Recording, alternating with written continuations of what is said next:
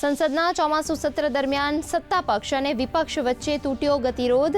સ્પીકરના અનુરોધ પર વિપક્ષ ચર્ચા માટે તૈયાર. આવતીકાલે બિલ પર થશે ચર્ચા અને વોટિંગ. સંસદીય કાર્યમંત્રીએ કહ્યું, વિદ્યાર્થીઓ માટે બિલ જરૂરી. વિપક્ષના હોબાળાને પગલે કામગીરીમાં પડ્યો હતો વિક્ષેપ.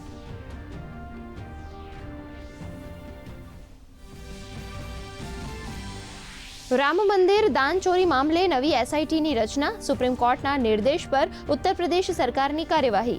કોર્ટે નવી એસઆઈટીમાં ફોરેન્સિક ઓડિટરની નિમણૂક કરવાના આપ્યા આદેશ. આગામી સુનાવણી પહેલા SIT સોંપશે report.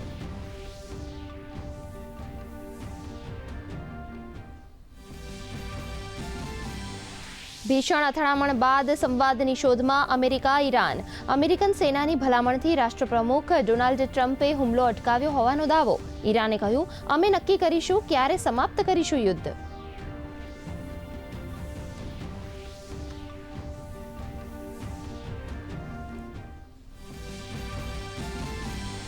Gujarat ship building and repair policy 2026નો આજથી શુભારંભ.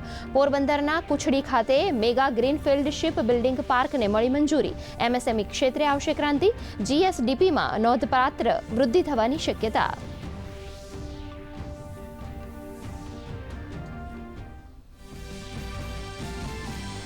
ગુજરાતમાં ઔદ્યોગિક વિકાસને બુસ્ટર ડોઝ. ₹2,999 કરોડથી વધુના 32 ઔદ્યોગિક પ્રોજેક્ટ્સને આપી લીલી ઝંડી.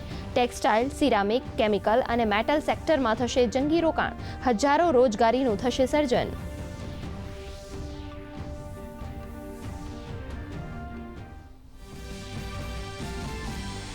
રાજ્યમાં સિઝનનો કુલ 54%થી વધુ વરસાદ. છેલ્લા 10 કલાક દરમિયાન દાહોદના લીમખેડામાં 2 ઇંચથી વધુ વરસાદ. આવતીકાલે દક્ષિણ ગુજરાતમાં ભારે વરસાદની આગાહી. રાજ્યના જળાશયોમાં પાણીની ભરપૂર આવક. સરદાર સરોવર ડેમમાં 69%થી વધુ જળસંગ્રહ.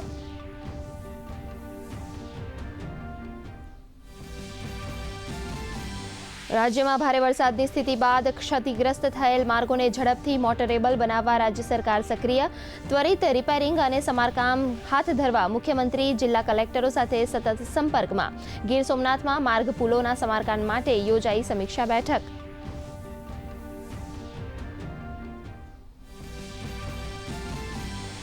ગ્લાસગોમાં આયોજિત કોમનવેલ્થ ગેમ્સમાં ભારત પર ચંદ્રકોનો વરસાદ. વેઇટલિફ્ટિંગ સ્પર્ધાની 53 કિલોગ્રામ કેટેગરીમાં જ્ઞાનેશ્વરી દેવીએ જીત્યો રજત ચંદ્રક.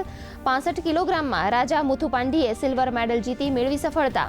1 ગોલ્ડ, 3 રજત અને 1 કાંસ્ય ચંદ્રક સાથે કુલ 5 મેડલ્સ સાથે ભારત 8મા ક્રમાંકે.